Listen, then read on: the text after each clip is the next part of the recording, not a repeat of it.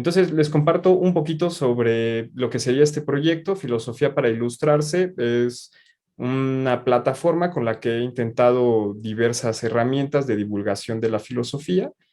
En general, la, la idea rectora es como poder darle la oportunidad a las personas de que estudien filosofía, que obviamente también tiene una cuestión como de el propio interés de las personas, pero que por alguna razón, generalmente razones muy concretas, pues se ven como dificultados para acceder a estudiar la licenciatura en filosofía.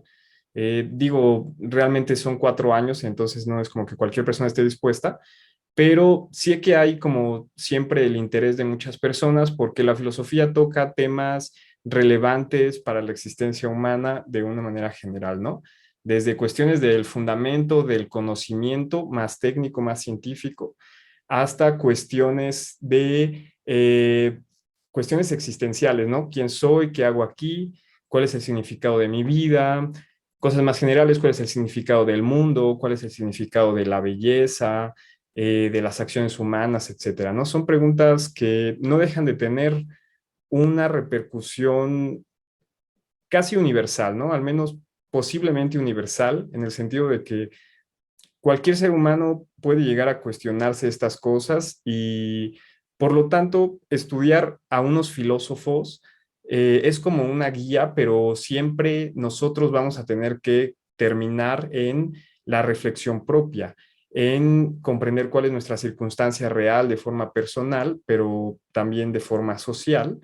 Y en todo caso, no me eximo yo, o sea, cada uno, de reflexionar sobre estos temas. Entonces, tenemos por un lado que la historia de la filosofía nos va a presentar a grandes genios, a humanos que se han tomado estas cuestiones muy en serio, que les han dedicado toda su vida y cuyas respuestas a estos problemas se hacen canónicas, es decir, se hacen como estándar porque son geniales y entonces como que pasan la prueba del tiempo. A lo largo del tiempo siguen manteniéndose como geniales, al menos en algún grado. Claro que otros elementos de los pensadores se vuelven obsoletos y también ya no pueden aceptarse, por ejemplo, el día de hoy. El caso es que la historia de la filosofía nos muestra pues como a estos grandes genios y ellos van a ser una guía posible, pero también no hay que dejar de lado que todos los pensadores son humanos y por lo tanto van a tener errores. Y esos errores pueden ser grandes y entonces depende ahí sí de nuestro pensamiento crítico hasta dónde tomamos y rechazamos a un pensador. Eh, yo personalmente soy Andoni Silva, estudié la licenciatura en filosofía en la Universidad Autónoma de Querétaro y bueno, entre otras cosas he dado cursos, he escrito algunos libros. De hecho, este curso se basa en un libro que escribí, que es un resumen de esta parte de la filosofía, se llama La filosofía griega, lo pueden encontrar en Amazon, pero pues en realidad con este curso les debería bastar. Eh, Muy bien, entonces el temario va a ser, primero vamos a ver el origen de la filosofía griega, están los llamados presocráticos, es lo que vamos a ver esta clase. En la segunda sesión vamos a ver la filosofía antropológica, es decir, relacionada con los temas éticos. Históricamente en Grecia surge con Sócrates y los sofistas, los vamos a ver a detalle.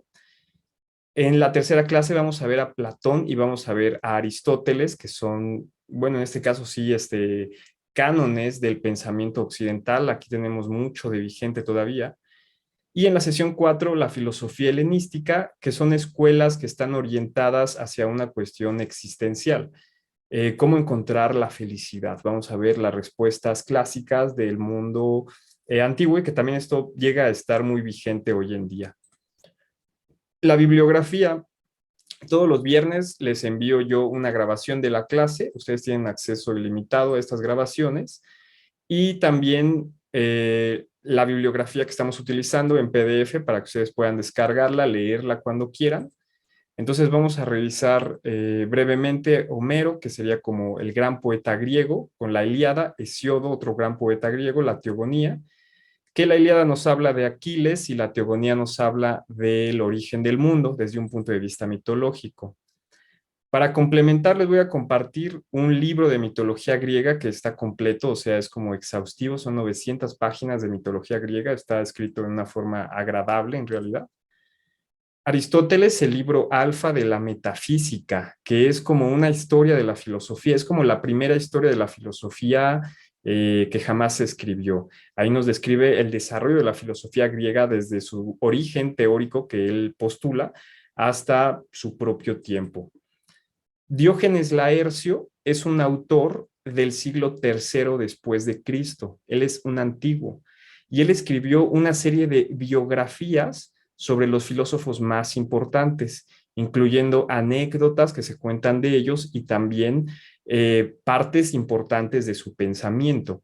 Es una gran fuente para conocer la vida de todos los filósofos de la antigüedad, al menos hasta su época. Por ejemplo, Tales, Sócrates, Platón, Aristóteles, Pitágoras, todos los que vamos a ver y muchos más vienen en este libro. Entonces, si les interesa la filosofía antigua, si quieren así como darse un tiempo para leer, este libro es muy recomendable. Una compilación de los filósofos presocráticos, ya que de los autores más antiguos de Grecia solo nos quedan fragmentos, ya no tenemos los libros completos. Dos historias de la filosofía. Estas son historias de la filosofía básicas. Es como el libro de texto que tú vas a tener en primer semestre de la carrera. Es como el acceso técnico, pero al mismo tiempo fácil a lo que sería la filosofía. Estas historias de la filosofía incluyen toda la historia de la filosofía hasta nuestra época, pero yo les voy a compartir solo lo de la edad antigua.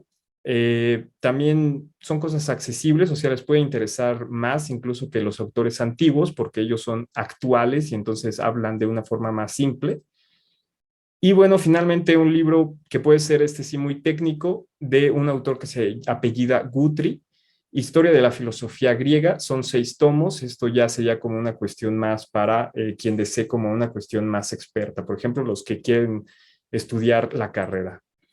Entonces, empecemos con algunas definiciones que podemos comprender como filosofía. Una definición que yo les propongo, que es un intento sistemático. ¿Qué significa sistemático? Que intenta comprender la realidad de una forma completa, sin dejar lagunas. Es bastante ambiciosa la idea de la filosofía en realidad. Y al mismo tiempo un intento crítico. ¿Qué quiere decir eso? Que se cuestiona las cosas. Lo contrario de crítico es tradicional. Lo tradicional es lo que se hace porque siempre se ha hecho así.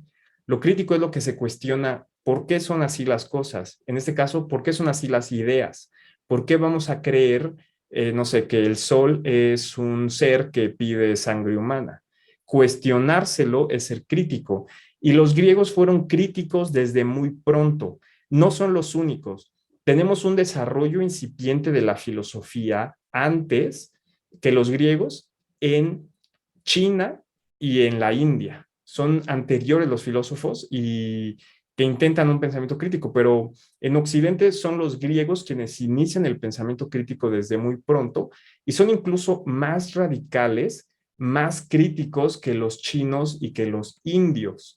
Los egipcios, por su lado, tenían un pensamiento muy mitológico. Claro que tenían un conocimiento científico, pero su método y su crítica es muy, muy leve. En realidad está llena de mitología y de pensamiento mágico su forma de ser. Entonces, los griegos van a desarrollar esta forma de pensamiento que se puede denominar filosofía. Les digo, no exclusivamente, surge la filosofía en otros lados, pero ellos van a ser más radicales en esa cuestión de la crítica y lo que se busca es comprender la totalidad de la realidad.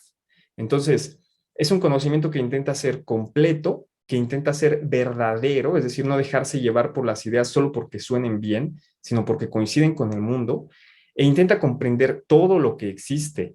¿Qué quiere decir esto? Que intenta comprender cómo funciona la naturaleza, que intenta comprender cómo funcionan los dioses, si es que existen, intenta comprender cómo funcionan los seres vivos, intenta comprender cómo funciona el ser humano, cómo funciona la sociedad, cómo funciona el arte, cómo funciona la tecnología, cómo funciona el dinero. Es decir, ¿qué podría excluirse de la totalidad? Y una característica de la filosofía antigua en general es que esto se mezcla con un estilo de vida. Entonces, al mismo tiempo es un intento de encontrar la verdad, pero al mismo tiempo es un intento de vivir de acuerdo a la verdad, porque el escepticismo es como una corriente específica de la filosofía, pero la mayoría de filósofos y de sistemas llegan a conclusiones. Entonces, es como la vida es después de hacer una reflexión, después de hacer una investigación empírica, después de viajar por países, yo qué sé, después de hacer filosofía, entonces dicen, ah, el mundo es esto, el ser humano es esto, y entonces desarrollan un estilo de vida acorde a esas ideas. Pero el estilo de vida tiene su propio peso y se puede reflexionar filosóficamente. Unión de teoría y práctica es lo que es la filosofía antigua. Tenemos en la filosofía griega, no sé si vieron esta publicación en el Facebook, pero bueno, tenemos en la filosofía griega diferentes etapas. Estas etapas son un poco arbitrarias, es decir, como a veces los autores se llegan a solapar un poco, pero es una división lo suficientemente buena para comprender en general qué es la filosofía griega y cómo se desarrolló. Tenemos una primera etapa que sería prefilosófica, la etapa mitológica. Ahorita vemos cuál es su contenido, pero en general se explica el mundo a través de los mitos, dura del siglo X al siglo VII antes de Cristo. Tenemos después la etapa presocrática, que también veremos hoy, veremos las dos, del siglo VII al siglo V antes de Cristo. La etapa antropológica, que se concentra en temas del ser humano, el bien y el mal, la justicia, Sócrates y los sofistas. La etapa sistemática, que intenta unir todos los puntos de vista ya desarrollados en nueva síntesis. Por ejemplo, temas sobre la naturaleza, temas sobre la ética, incluso más cosas como temas del conocimiento o de lógica y se integran en sistemas que intentan explicar así la realidad como un conjunto ordenado y pues desarrollan su visión sobre lo que es el mundo. Y de hecho, en el caso de Aristóteles duró bastante tiempo sus visiones físicas incluso. Y finalmente la etapa helenística, ¿no? Que durará del siglo III antes de Cristo aproximadamente, con Epicuro inicia Pirrón, hasta el siglo III después de Cristo. ¿Qué sucede a partir de entonces? Que en Occidente el cristianismo se impone y entonces queda opacada la filosofía antigua y en Oriente se impone el Islam posteriormente, todavía faltarán unos cientos de años, y los musulmanes, de hecho, también van a absorber mucho de la tradición griega, por no hablar del imperio bizantino. Entonces, ya posteriormente se reinterpreta todo el pasado, pero desde religiones monoteístas. La mitología sería la primera parte del pensamiento griego. ¿Qué es un mito? ¿Qué características tiene? Bueno, un mito tiene la característica de que es algo revelado, es algo tradicional. Es revelado cuando lo señalan, por ejemplo, las musas. Y las musas a veces pueden mentir. Y es tradicional cuando viene, por ejemplo, de un pueblo. Ah, este es como el mito de este pueblo que habla sobre, yo qué sé, quién fue su primer rey. Ah, pues su primer rey fue Orestes o algún personaje mitológico. Un mito explica el mundo. Un mito nos va a servir para explicar cómo funciona el sol, cómo funciona la luna, cómo funcionan las estaciones, cómo funciona la agricultura, cómo funciona los metales, los volcanes. Es como una especie de prefísica. Pero también y sobre todo, la mitología señala una forma de acción, es una cuestión de moral. La mitología son relatos que las personas solían recitar, a veces con música, a veces sin música, pero el punto era, a través de un relato, enseñarle a las personas cómo debe comportarse, por ejemplo, un joven, en el caso, no sé, de algún héroe, cómo debe comportarse Teseo, cómo debe comportarse en este caso, cómo debe comportarse un héroe ante, por ejemplo, una injusticia. Debe enfrentarse a la injusticia, debe asumir el honor como un valor principal. También está la cuestión del conocimiento, ¿no? Que viene a través de los dioses. Entonces, la mitología sirve para darle una orientación a las personas. Es la idea de que el mundo está hecho por unas entidades que le prestan atención al ser humano, que interactúan con el ser humano y que regulan un orden moral. Tiene que ver con el bien y con el mal. Y estas explicaciones se basan en dioses. Esto es muy característico. ¿Qué es un dios? Un dios es un ultrahombre, es un ser que es a la vez natural, es una potencia que transforma el mundo, pero al mismo tiempo tiene características humanas que pueden ser los deseos, los caprichos, que pueden ser los sentimientos, y entonces hay una relación con los dioses. El pensamiento mitológico es un pensamiento sumamente religioso. Todos estos elementos se suelen distinguir de lo que sería posteriormente de la filosofía. Y ciertamente la filosofía se distingue en que no es algo revelado o tradicional, es decir, es más bien el producto de una mente humana que, dejando de lado voces que hablan o imaginaciones, intenta, en un esfuerzo, como hemos visto, sistemático y crítico, comprender cómo funciona el mundo. Y al mismo tiempo ya no se basa en dioses como eran los dioses tradicionales. Los dioses tradicionales son antropomórficos, se parecen a los seres humanos. Esos son los dioses de la mitología. Surge una nueva concepción de divinidad en la filosofía, una concepción que podríamos llamar objetivista, que podríamos llamar impersonal de los dioses. Entonces se habla de una especie de esfera divina donde otros elementos gobiernan, no los elementos que aparecen en los mitos, es decir, no sentimientos, no pasiones, sino lo que predomina en el pensamiento teológico de los filósofos es la armonía, el orden. Es una especie de máquina, es como se ve la divinidad como si fuera una máquina que pone en funcionamiento el mundo, pero no un ser que tiene deseos. Y esta distinción va a ser pues una base de lo que es el pensamiento crítico, porque la religión se pone en duda muy pronto en la filosofía griega, cosa que en China y que en la India no, a pesar de que ellos también tienen esfuerzos sistemáticos y en su sentido, en algún sentido críticos, con todo aceptan los mitos, cosa que los griegos no hicieron. Y por eso su relación con la religión va a ser diferente. Entonces, autores importantes de la Grecia antigua está Homero, escribió la Ilíada y la Odisea, temas que hablan sobre héroes y dioses que están en guerras y que se relacionan entre sí. Hesiodo, que escribió varios libros, uno muy importante se llama La Teogonía. La Teogonía es el primer esfuerzo de sistematizar la mitología griega. La mitología era un asunto oral.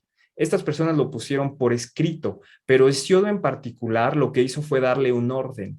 De Hesiodo viene este relato de que al inicio estaba el caos y luego del caos surgió el cielo y la tierra, Gea y Uranos, y de esto surgió los titanes, incluyendo a Cronos, y se devoraban entre sí. El caso es que toda esta historia del origen del mundo, de la mitología griega, está en la Teogonía.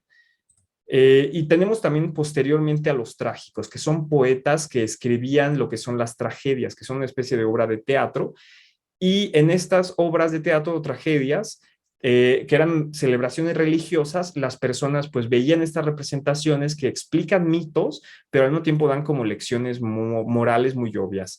También en Homero y en Hesiodo hay lecciones morales, específicamente la virtud, la arete, la excelencia. La excelencia es el desarrollo máximo de las propias capacidades, pero se ve en un sentido muy concreto. Tiene que ver, por ejemplo, con ser un excelente soldado, porque en esa época la distinción entre los ciudadanos y los soldados no existía. Entonces era muy socialmente celebrado aquel que podía, digamos, como defender la ciudad en caso de una invasión, aquel que recreara a Homero. Aquí está una cuestión de idealidad. Los héroes, los mitos dan un marco para copiar. Entonces, trágicos, bueno, los tradicionales, Esquilo, Sófocles, Eurípides, son algunos de ellos. Había pues, seguramente decenas de escritores que hacían estas representaciones, pero a lo largo de la historia, pues esto es lo que nos ha quedado. A lo largo de la historia se han perdido muchas obras de los antiguos griegos y podría decirse que el 90% de la producción literaria griega se ha perdido. permanece el 10%, eso es el acceso al que tenemos, y esto porque se ha reproducido, porque esto se hacía a mano en la antigüedad. Entonces son obras que han trascendido y que han tenido la intención de gente de copiarlo y hacer que perviva a través de los siglos, pero muchos otros o han sido perseguidos y destruidos o nadie tuvo suficiente interés en reproducirlos, a pesar de que pueden ser obras que son muy, muy significativas.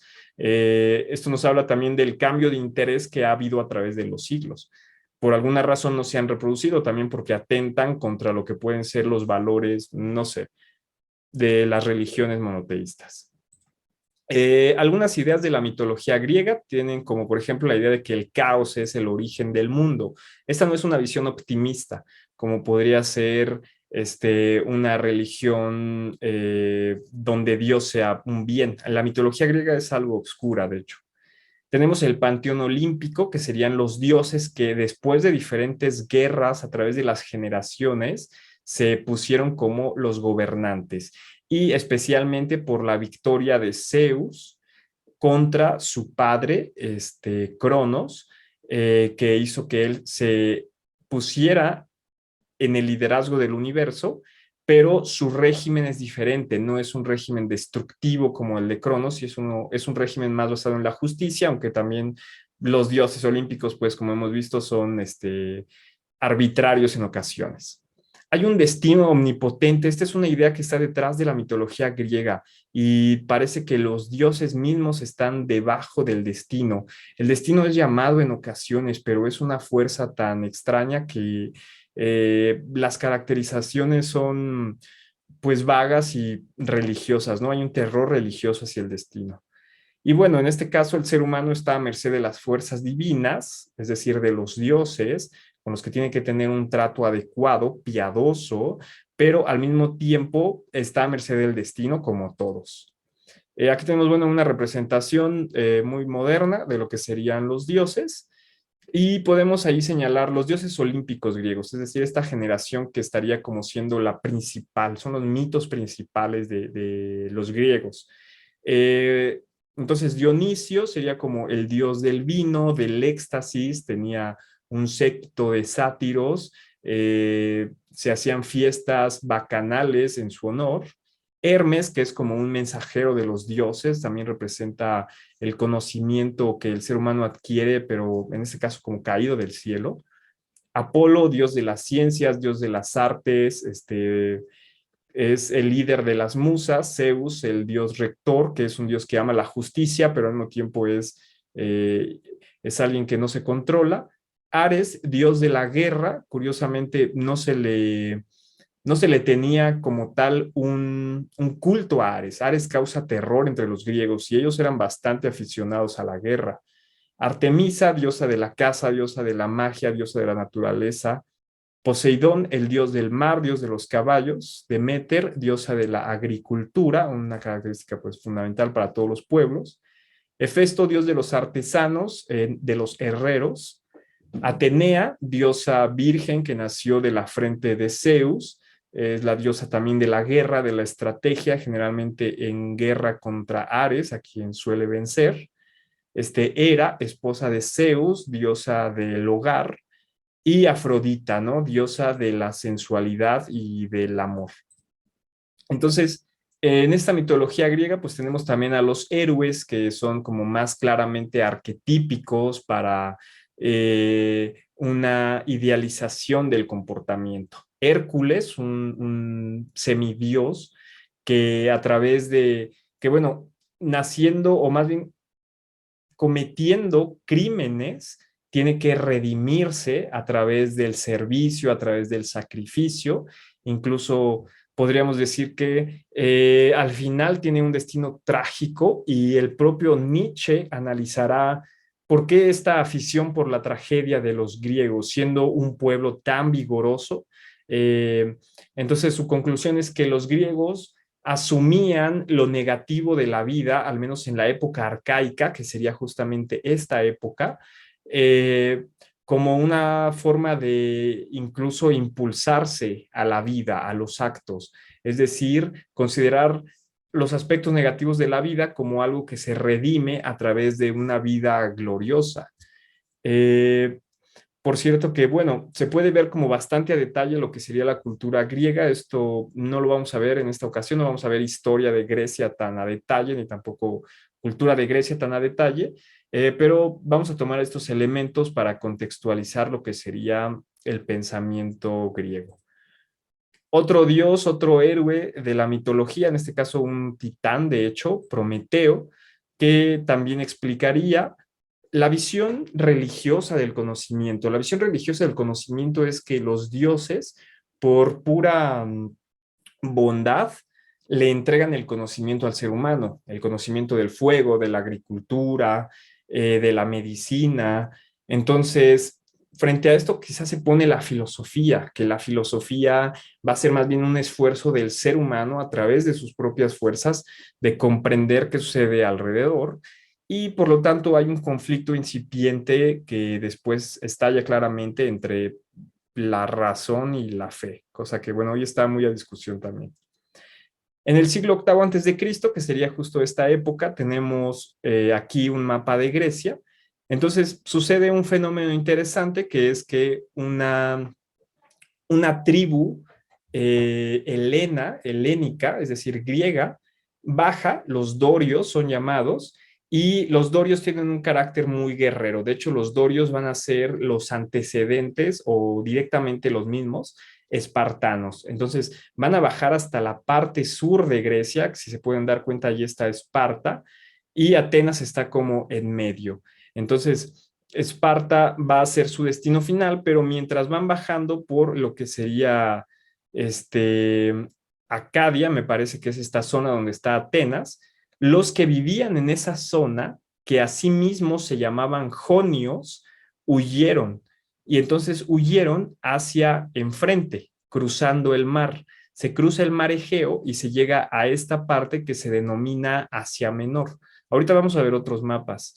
Entonces, los primeros filósofos van a ser justamente personas que están viviendo en esta parte de Asia Menor, Jonia se llama. ¿Por qué? Porque, bueno, va a haber más libertad todavía de pensamiento, de palabra, no van a estar gobernados por una casta sacerdotal como en la mayoría de todas las otras culturas. Y bueno, tenían también un acceso privilegiado a la naturaleza, al mar, al conocimiento de las estrellas, algo que los obligaba por su condición de navegantes. La cultura griega de esta época se distingue por ser aristocrática, es decir, se busca una excelencia en todas las áreas, especialmente el área militar. Es esclavista, hay una distinción entre los ciudadanos libres y los esclavos, y de hecho hay una serie de procesos, al menos en la parte de Atenas y de muchas otras ciudades, donde se va desarrollando la democracia, pero que no deja de ser aristocrática. Aún en la democracia más pura, como la democracia ateniense, donde cualquiera tenía la palabra, ese cualquiera debía ser un hombre libre de cierta edad. Y bueno, estaban organizados los griegos en polis, esto es, en pequeñas ciudades. Atenas era una de las más grandes ya en su época clásica, pero en este momento, en la época arcaica, siglo octavo antes de Cristo, lo que tenemos es que las polis más activas van a ser justo las polis jonias, las polis que están en Asia Menor. También por su contacto, en este caso, con otras culturas, con las culturas que están en Mesopotamia, como pueden ser babilonios, como pueden ser en el sur egipcios, como pueden ser también posteriormente persas, etcétera. Entonces tenemos en la mitología una concepción de la muerte que es bastante obscura. En la mitología más arcaica, en Homero y en Hesiodo, la visión de la muerte era la siguiente.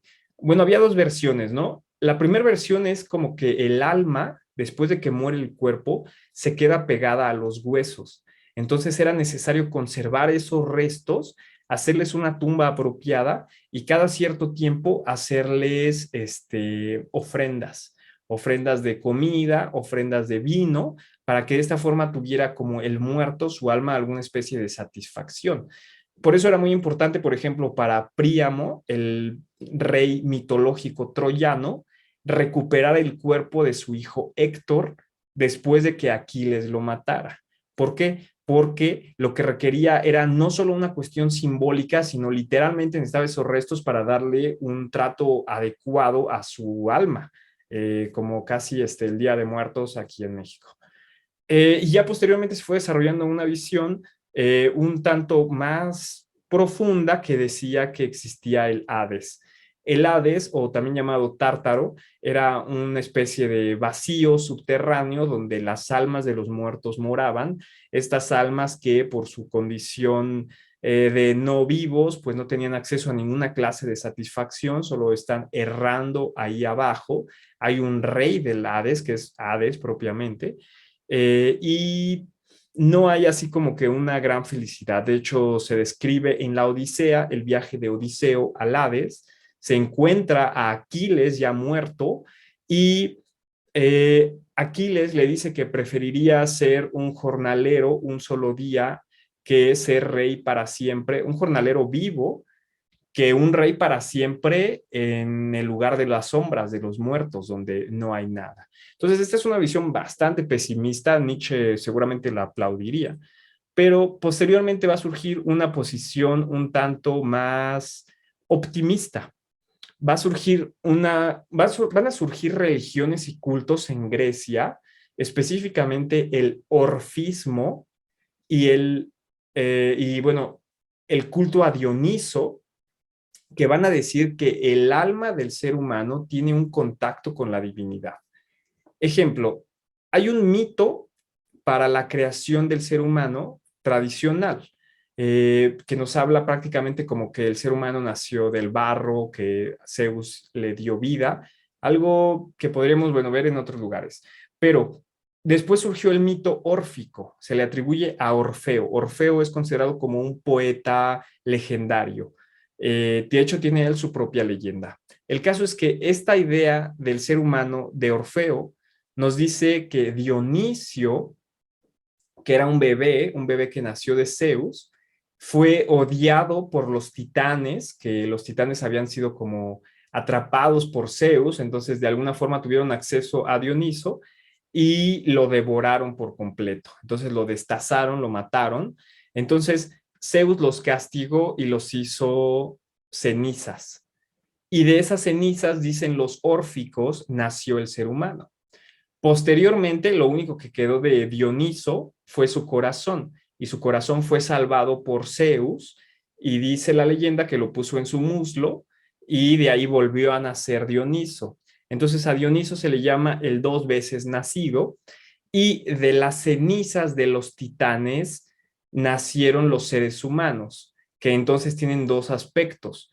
Un aspecto titánico, malo, negativo, violento, que devora en este caso a un bebé dios, y un aspecto divino, que sería como la esencia de Dioniso que los titanes consumieron. Entonces, el cuerpo sería el aspecto titánico y el alma sería el aspecto divino. Y es necesario, nos dicen los órficos, nos dicen los dionisiacos, un éxtasis o un método que nos haga acceder a ese espíritu puro, a esa parte divina, pura, pero no inmaterial, sino simplemente divina. Y entonces a través de estos actos rituales accedemos a la inmortalidad. Entonces hay una conexión entre el alma y Dios según esta nueva visión que sigue siendo religiosa. Y los filósofos, algunos de ellos van a tomar muchos elementos de aquí. Estos son como antecedentes de Pitágoras y de Platón. También Pitágoras y también Platón piensan que la psique, que el alma humana se conecta con la divinidad.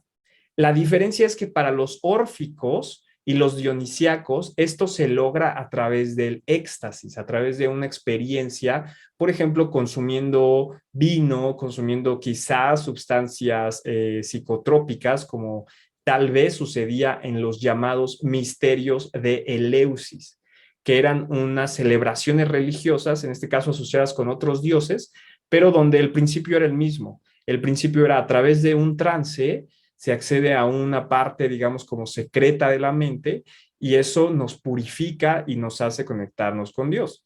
Los órficos vivían una vida de poetas vagabundos probablemente eran vegetarianos. Tenemos también como parte de esta cultura que se estaba formando mitológica, una parte posterior que serían los 7 sabios de Grecia. También estos son como antecedentes de los filósofos. Los 7 sabios de Grecia, y curiosamente uno de ellos es Tales, considerado el filósofo más antiguo según Aristóteles. Entonces, Tales es al mismo tiempo uno de los sofos, uno de los sabios, pero al mismo tiempo es uno de los filósofos, que va a ser la generación posterior. Entonces, todavía esto es tradicional de la cultura griega. Los 7 sabios representan personajes que fueron importantes por política, es decir, que crearon leyes, por ejemplo, Solón de Atenas, que instituyó la democracia en Atenas, fue un político de primera categoría, que también escribió poesía, y entonces es considerado como un arquetipo del griego. ¿Qué es un sabio? Un sabio es alguien que sabe. ¿Pero qué sabe? Pues sabe lo que es la vida. No es un conocimiento de la geometría, no es un conocimiento no sé, de la astrofísica. Puede que incluya eso, pero tiene que ver más bien con algo más práctico. Tiene que ver con alguien que sí sabe de, en este caso, no sé, astrofísica, entre comillas, pero para navegar. ¿Y para qué navega? Bueno, Solón se fue a varios lugares para hacer filosofía, dijo. ¿Qué significaba? Para conocer otras culturas y ver qué pensaban otras personas y conocer cómo es el mundo. Pero regresó a Atenas y fue un líder político. Entonces, este es el sentido de ser sabio en la antigua Grecia. Tiene que ver con una sabiduría existencial, vital, también incluso en cierto sentido tradicional, pero no específicamente de obediencia, sino se habla de el individuo, del ser humano como un ente que es capaz de desarrollar sus capacidades de manera autónoma, tomando sus propias decisiones. Esto es como un poco la base de la democracia y bueno, está en Solón. Aunque otros de los 7 sabios van a ser más aristocráticos, pero se sigue buscando lo mismo, es como el principio de superación del ser humano. Tenemos entonces como estos fragmentos, estos son fragmentos tradicionales atribuidos a los 7 sabios. Me imagino que habrán visto como la publicación que compartí en el evento. Y entonces nos habla de estas normas tradicionales atribuidas a los sabios.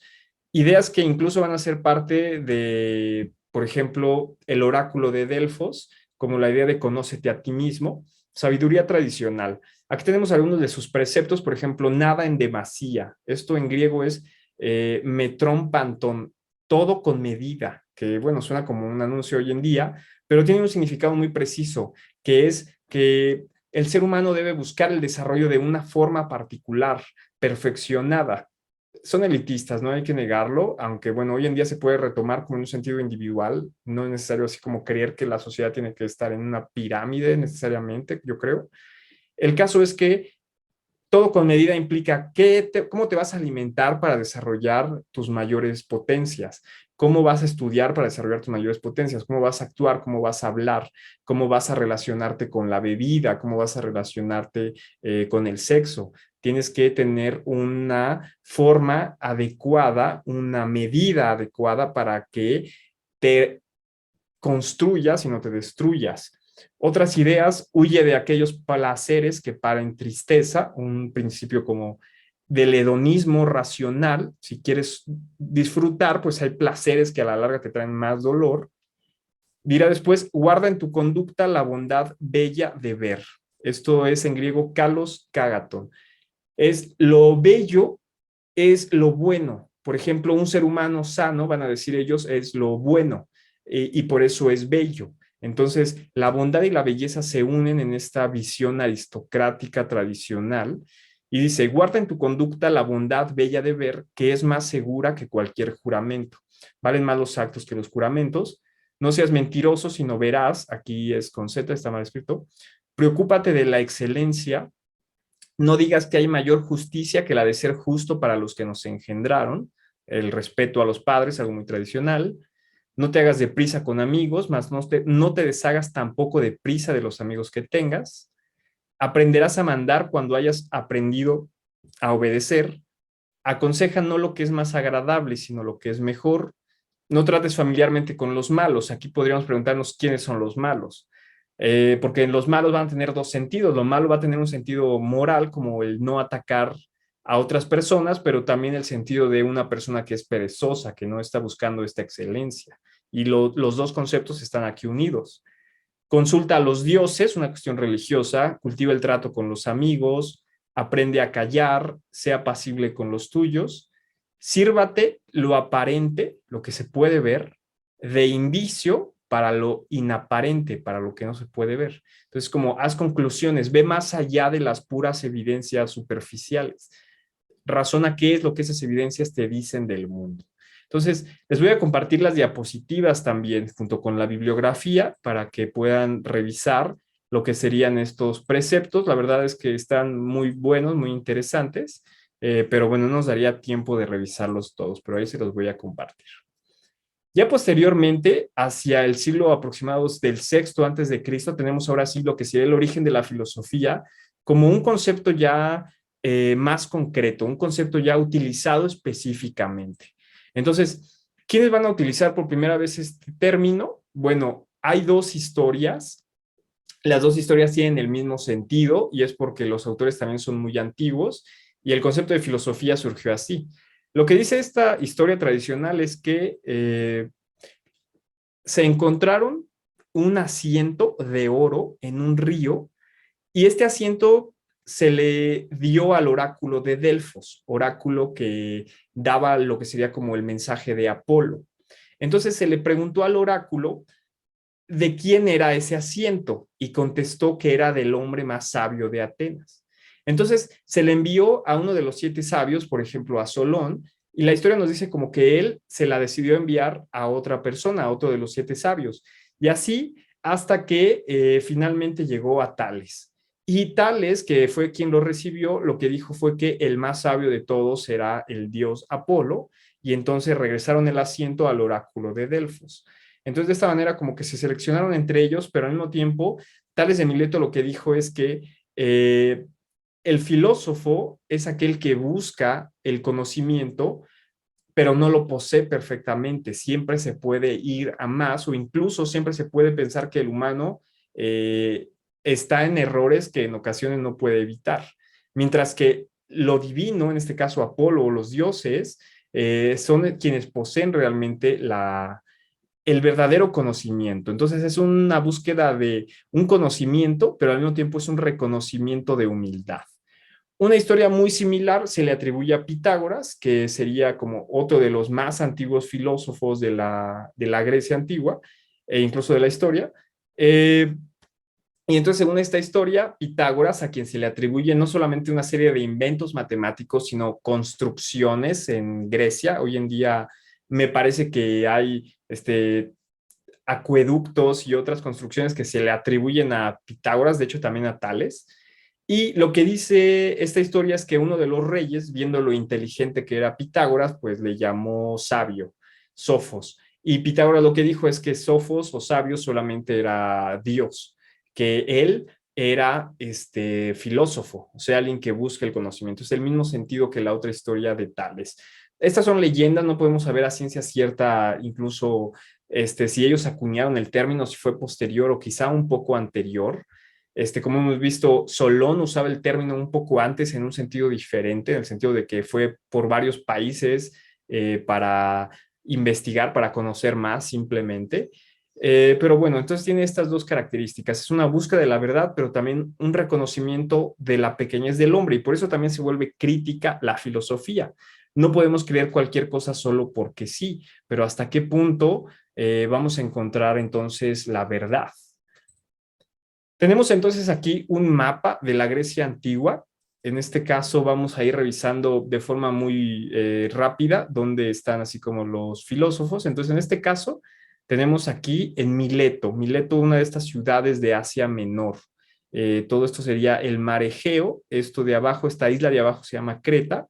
Y en donde está Atenas y esta zona sería Grecia y donde está esta parte, pues sería Italia, ¿no? Actualmente. En aquella época, pues tenían nombres un tanto diferentes. Entonces, en Mileto surge Tales, Anaximandro, Anaxímenes, los considerados primeros filósofos, al menos en cuestión cronológica. Los primeros filósofos, también llamados presocráticos, porque bueno, Sócrates viene a romper justamente esta época. Entonces, los primeros filósofos se les llama filósofos físicos. Buscan la fisis. ¿Qué es la fisis? La fisis es el fundamento de la naturaleza. Hoy en día nosotros decimos, la naturaleza y pensamos en un bosque o algo por el estilo. Cuando los griegos dicen naturaleza, se refieren más bien como algo más general, como podría ser el fundamento del cosmos completo, o sea, tanto de la materia inerte como de los seres vivos, pero también entendiendo al ser humano como un producto de eso. Y están partiendo de un pensamiento metafísico, de un pensamiento más bien religioso y mitológico, metafísico en un sentido de que se le atribuye características divinas a la realidad. De ahí parten los primeros filósofos. Entonces, algo que van a crear estos primeros filósofos va a ser el concepto de totalidad. En los mitos, por ejemplo, en Homero o en cosas más anteriores, como los escritos de los egipcios, eh, lo que vamos a tener son como distinciones por partes del mundo. Tenemos el cielo, tenemos el mundo y tenemos el submundo. Esto es muy tradicional, pero no hay una idea de una totalidad, de un cosmos, de algo que nos integre de una manera más absoluta. Aunque hay unos intentos, pero son todavía muy oscuros, no están con claridad, no se expone con claridad estas nociones. Dice Aldo, si las matemáticas no fallan y Pitágoras no miente, frase muy utilizada por algunas personas. Curioso, en la antigüedad las matemáticas se consideraban como un conocimiento absoluto y hoy en día ya está un poco en discusión si esto es así o no. Claro que es todo un tema, ¿no? Nada sencillo de resolver. Los primeros filósofos también lo que hicieron fue una metafísica de propiedades. Entonces, ¿qué es metafísica? Intentar comprender la totalidad de la realidad. Es casi si dijéramos filosofía. Filosofía y metafísica son al principio lo mismo. En este caso, una metafísica de propiedades. Se intenta caracterizar el mundo de acuerdo a una categoría principal. Y bueno, vamos a tener una indistinción al principio entre espíritu y materia. Todavía el mundo se interpreta de una forma animista, es decir, como si estuviera impregnada de potencias parecidas a las potencias mentales, pero al mismo tiempo las potencias mentales se interpretan de acuerdo al modelo de los objetos. Entonces ya aquí ya superamos la parte de que son dioses con voluntades, sino más bien son como potencias, son como fuerzas y el ser humano va a buscar la forma de entender esas potencias, digamos, por ejemplo, como si fueran, no es tan así, pero es como si fueran las leyes de la física. Entonces, son como realidades que no tienen una conciencia como tal, pero que el hombre intenta comprender para comprender la realidad. Entonces, lo que vamos a tener aquí va a ser que todavía es una visión como que no hace una distinción entre lo divino, lo material y lo mental, pero ya no se le atribuyen categorías de intelecto o voluntad a esas potencias fundamentales. El primero de estos filósofos va a ser Tales de Mileto. A esto se le llama la escuela de Mileto. Tales de Mileto, bueno, se considera que era un navegante, alguien que sabía leer los astros, una persona que viajó por Egipto, que viajó incluso tal vez hasta por Mesopotamia. Todas estas son conjeturas que se hacen posteriormente. El caso es que se le atribuyen los primeros tratados de matemáticas. De hecho, hay un teorema de Tales, que es como un teorema de geometría, la verdad, no me lo sé de memoria, pero bueno, se le atribuye también una historia donde nos habla de que Tales, para demostrar que el sabio puede hacerse rico cuando quiera, pero no es la riqueza lo que le interesa, esto es una historia de Aristóteles que nos cuenta de Tales, lo que hizo fue descubrir una forma, utilizar una forma para ganar mucho dinero. Entonces lo que hizo fue que rentó unos molinos en una época en la que iba a surgir mucho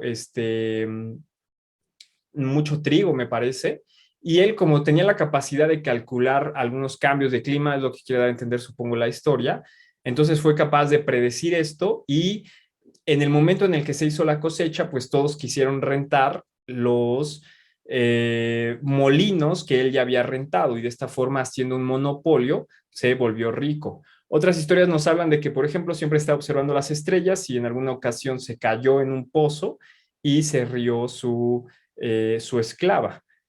Aunque otros dicen que esto tiene más que ver con que lo que estaba desarrollando era un observatorio, entonces era como un hueco que hacía en la tierra y de hecho pues, son los primeros también astrónomos de Grecia, aunque pues como sabemos aprendieron ellos de los anteriores que serían los babilonios y los egipcios. Se le atribuye la idea de que todo está hecho de agua y esto sería la noción del arjé. Arjé, que sería el fundamento, esa es la palabra que tenemos hasta arriba. El arjé es la sustancia que estaría debajo de todos los fenómenos. Entonces, lo que decían, por ejemplo, los misterios de Eleusis, esta celebración religiosa, era que las estaciones representan una fuerza fundamental que nunca muere. Entonces es como el invierno representa la muerte, pero después llega la primavera que representa el surgimiento de la vida. Entonces la muerte se considera como una especie de proceso temporal. Hay algo debajo de la muerte e incluso debajo de la vida, algo fundamental. Y esta noción fue lo que descubrieron los filósofos presocráticos, empezando por Tales. A esto se le llama arjé, es el fundamento, el principio de todos los fenómenos. Y él considera que el principio de todos los fenómenos es el agua. Entonces, es más valiosa su contribución de una noción de totalidad, es más valiosa su noción de arjé que su noción del agua. Su noción del agua se puede interpretar de varias formas, por ejemplo, de forma que él observaba pues que el mundo probablemente tuviera mayor cantidad de agua que de tierra. Entonces su idea era como que el agua, a través de algún tipo de proceso, quizá de condensación, se volvió sólida y de ahí surgió la tierra.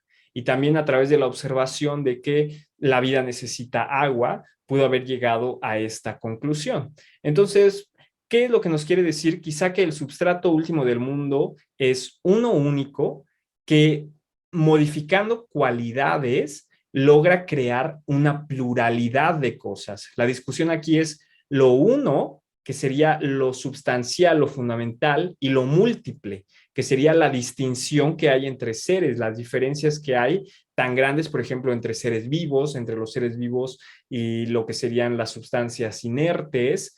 Entonces, se intenta descubrir como un principio que organice la totalidad, en este caso a través de la concepción de que puede ser como el agua, pero en un sentido metafísico, no precisamente el agua que bebemos o que podemos ver en el mar, sino como una sustancia acuosa, podríamos decir.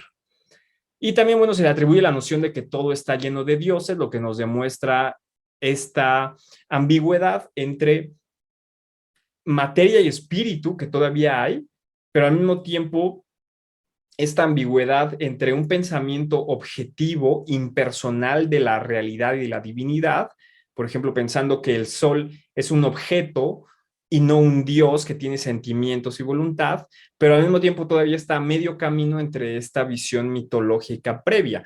Y esto lo vamos a encontrar en todos los filósofos griegos, o al menos en la mayoría. Hay algunos que son de hecho bastante críticos, pero esa criticidad tan radical todavía no llega en este momento. Su discípulo, Anaximandro de Mileto, también un investigador, también un navegante, señalaba que el fundamento debía ser llamado lo indeterminado, apeiron es en griego. Lo indeterminado, aquello que no tiene una forma concreta, es como si fuera una especie de masa aforme donde todas las potencias están al mismo tiempo, y nos dice Anaximandro, a través del tiempo van surgiendo diferencias, por ejemplo, una distinción dual entre lo frío y lo caliente, entre el agua y el fuego, entre el cielo y la tierra. Y estos momentos de esta masa indeterminada entran en conflicto entre sí y luego se restituye una realidad otra vez igual como al principio. Entonces, la noción es como que hay una realidad indeterminada, luego una serie de procesos y luego se regresa a lo mismo.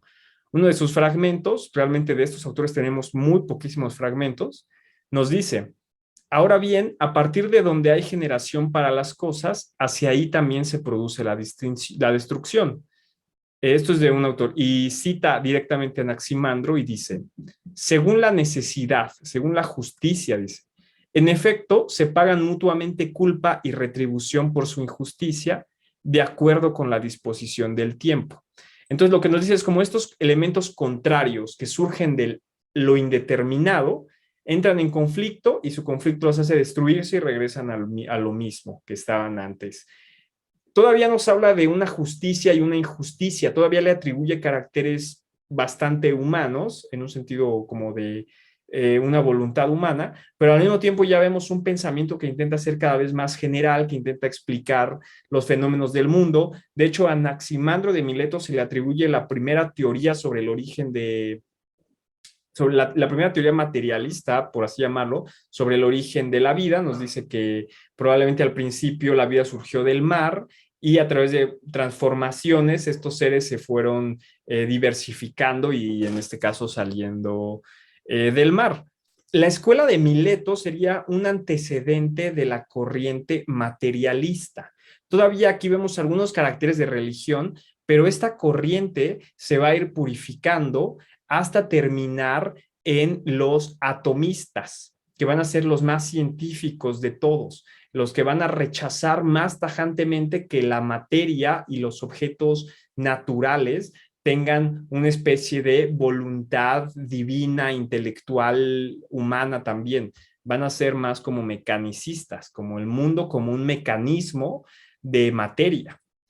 El discípulo de Anaximandro va a ser Anaxímenes, que va a postular que el aire va a ser la sustancia básica del mundo, y esto lo hace a través de unos experimentos. Por ejemplo, la famosa cuchara con la que se puede servir una sopa, que tiene huecos la cuchara, entonces se sumerge esta cuchara, se tapa un agujero que tiene y entonces queda retenida el agua, ¿no? Entonces, lo que nos dice Anaxímenes es que el aire es invisible, rodea todo, y entonces postula la noción de que este elemento tan etéreo puede hacerse más denso. Por ejemplo, nos dice, cuando nosotros soplamos y el aire sale muy comprimido, sale a una temperatura que si no hacemos esa compresión. Entonces piensa, este aire, esto que nos rodea, puede comprimirse o puede expandirse, y si se comprime lo suficiente, se puede hacer también algo más denso, algo más duro. Entonces, es una visión que ya intenta meter una cuestión de hacer experimentos, de hacer deducciones. Carl Sagan considera que es como un antecedente del pensamiento científico Anaxímenes. En esta época, muy cercanamente, tenemos el surgimiento de la escuela racionalista, también llamada idealista. Entonces, los materialistas, iniciando por la escuela de Mileto, ponen el énfasis en la materia burda, en la materia como un mecanismo ciego que va dando lugar a la vida.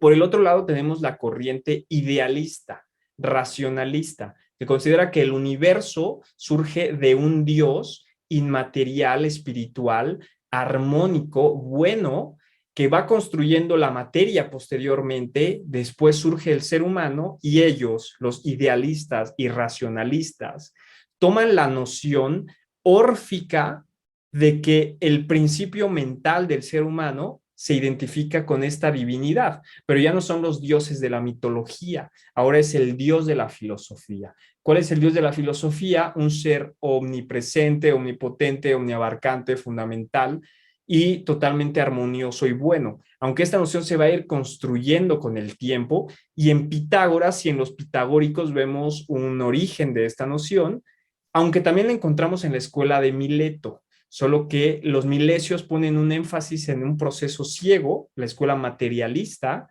pero consideran que la materia tiene una potencia divina, en el sentido de que tiene un movimiento intrínseco, de que es eterna, de que es inmortal, y los racionalistas van a pensar más bien en un proceso ordenado, inteligente.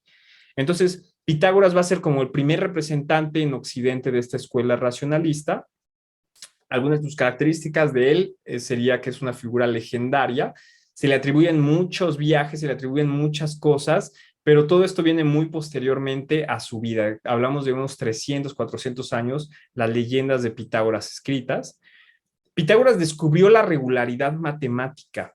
¿Qué quiere decir la regularidad matemática? La noción de que hay principios geométricos, por ejemplo, pero también aritméticos, que son eternos, por así decirlos. Son lo que serían los axiomas de la aritmética, los axiomas de la geometría que apenas estaban desarrollando en ese momento, ya será Euclides posteriormente quien los ponga en su forma más perfecta. Pero por decirlo en palabras simples, es la idea de que 2 más 2 es igual a 4, es una verdad eterna, es una verdad que va a ser verdad hoy, que va a ser verdad mañana, que va a ser verdad ayer, que va a ser verdad para siempre porque es necesaria, porque surge de su propia estructura lógica, no depende de condiciones externas. Y lo curioso es que accedemos a esta regularidad matemática, a las matemáticas, a través del intelecto, no a través de los ojos. No es como haciendo experimentos que yo voy a saber que 2 más 2 igual a 4 es una verdad regular, sino es algo que accedo a través del raciocinio. Entonces, lo que pensaban Pitágoras y los pitagóricos es que podemos descubrir estas verdades eternas por nuestro principio divino que reside en nosotros, que sería equivalente a la inteligencia. Entonces tienen una búsqueda similar a los órficos, liberar el alma del cuerpo. El cuerpo en este caso está representado en Pitágoras por los deseos irracionales, por ejemplo, por la crueldad, por la ambición excesiva, por los deseos sensuales excesivos. Y lo que nos dice es, estos deseos vienen del cuerpo, nos esclavizan, pero a través de una purificación que viene de una moral rigurosa, ascética, y de un conocimiento, en el caso de Pitágoras, de un conocimiento de los astros, de la matemática, de la música. Nos purificamos, nos liberamos de estos deseos y accedemos a una realidad trascendente, perfecta, donde todo es armonía. También descubrió una regularidad física, justo la regularidad que encontramos en la música, por ejemplo, que a través de ciertas proporciones se llega a tonos equivalentes, o también la regularidad de los astros que no actúan por capricho. El sol no sale y se pone como si fuera la voluntad de un dios, es decir, si fuera la voluntad de un dios, nunca sabríamos cuándo entra y cuándo, o sea, nunca sabríamos su curso, porque el dios podría en cualquier momento enfadarse o hacer otra cosa. Entonces hay una regularidad en el movimiento de los astros, hay una regularidad en todo, de hecho nos diría Pitágoras, y lo que hizo fue unir estos dos elementos, considerando entonces que la regularidad física es intrínsecamente matemática y que el conocimiento matemático nos da un conocimiento de la realidad. Hay una identidad en estas dos nociones y entonces por esto llega a sus conclusiones. ¿Cuál sería su conclusión más fundamental? Pues no esta consideración del alma como armonía inmaterial del cuerpo, que es lo que le estoy diciendo, el alma como una cuestión racional, sino más bien la idea de que son los números lo que está detrás de toda la realidad. Los números constituyen la realidad según Pitágoras, y tiene un pensamiento un poco arbitrario en realidad. Compara el 1 con un punto, compara el 2 con la línea, compara el 3 con el área y compara el 4 con el volumen. Entonces, haciendo esta equivalencia que puede ser totalmente arbitraria, pensaba que la realidad es en sí misma geométrica. Pero esta noción ha tenido mucho poder. Podemos encontrar pitagorismo, por ejemplo, en Galileo Galilei, en Newton, en Descartes, quienes creen justamente, incluso en Platón, quienes creen justamente que la realidad es en algún punto geométrica, que se puede explicar geométricamente. Entonces, Pitágoras, bueno, es aquí de Samos, y Pitágoras de Samos, pero el problema con Pitágoras fue que fue perseguido y posteriormente se fue hacia Italia. Entonces, la escuela racionalista en Grecia también se le llama escuela italiana, porque ahí es donde se van a desarrollar estos pensadores racionalistas, idealistas al principio. Ya después el mayor representante va a ser Platón, justo en Atenas, en el centro. Mientras que en el área de Asia Menor, lo que sería estas colonias griegas que ya vimos, aquí es donde se va a desarrollar primero la corriente materialista. Y de hecho aquí vamos a tener en Samos, por ejemplo, al propio Epicuro, que es el más materialista de todos. Los pitagóricos fue una organización que Pitágoras desarrolló justamente para aplicar estas nociones de transformación del espíritu, purificación del ser a través de la música, a través del conocimiento, a través de una vida moral. Y entonces se formaron los pitagóricos, que era una sociedad secreta o semisecreta, elitista, donde solo se podía participar a través de pasar una serie de pruebas que probaban como el espíritu y la autenticidad de los intereses. Los pitagóricos llevaban una vida bastante ascética, estaban dedicados de hecho también al culto a Apolo. Vemos que aquí que todavía no se separan de lo que es la religión completamente, pero posteriormente va a haber una separación, no de los pitagóricos, pero sí de otras corrientes filosóficas. Los pitagóricos permanecieron posteriormente, pero va a pasar que los pitagóricos estaban formando líderes políticos, querían líderes religiosos, líderes que purificaran a la sociedad. Entonces, ellos están desarrollando en una ciudad italiana, Crotona se llama, y posteriormente, como unos 30, 40 años después, los ciudadanos de Crotona fueron y persiguieron a los pitagóricos, se hicieron una matanza. La matanza de los pitagóricos se llama este episodio, y es porque la sociedad quizá no gustaba de sus ideas tan tiránicas y a la vez tan ascéticas.